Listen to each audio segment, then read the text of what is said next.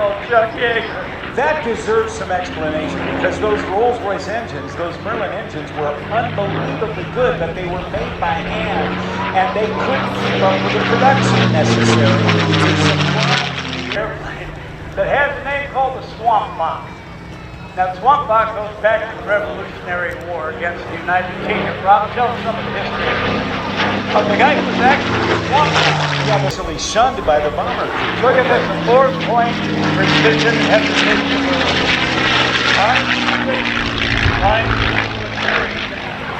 Oh yes, it was super nice. Then soloing at the legal age of 16, started flying air shows back in 1992.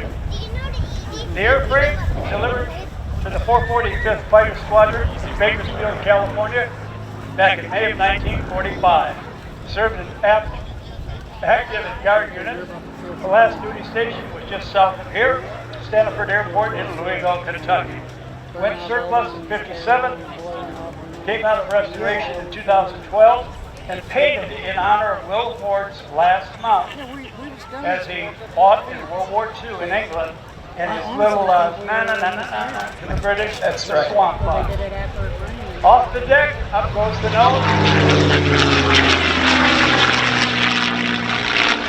Into the double Dickson roll. What explain how that worked out? After the pilot came back, air-to-air combo, that meant I got one of the enemy out of the sky today. Pretty impressive stuff. Back, if I may, to the Tuskegee Airmen, because there were black men who wanted to fly and fight for our country, and the War Department didn't think black men were smart enough to do it, but political pressure was brought to bear, and they set up in Tuskegee, Alabama, the Tuskegee Institute, and black men proved they could fly, and they did. And initially, though they were shunned by the bomber crews, they soon realized that the Tuskegee Airmen stayed with the bombers. They didn't go off chasing aerial victories. They stayed to protect those bombers, and they ended up being the most requested guys out there. And there is an airplane out here on the air show circuit that has that name, by request. There's also a traveling mobile theater that tells the story of not only the Tuskegee Airmen, but also the Wasps as well.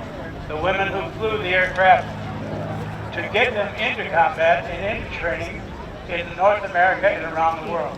All right, let's watch and listen. R.T. Dickson is the artist in the sky doing what is done best with P-51. And by the way, it is such a popular airplane, it even knows how to whistle. Listen to this. We got enough speed, you'll hear. Oh, okay.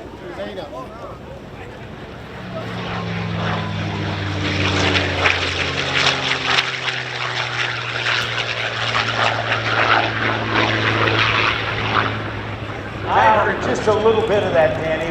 Noise as well as the speed gets higher. Eyes and cameras on R.T. Dickson and the P-51.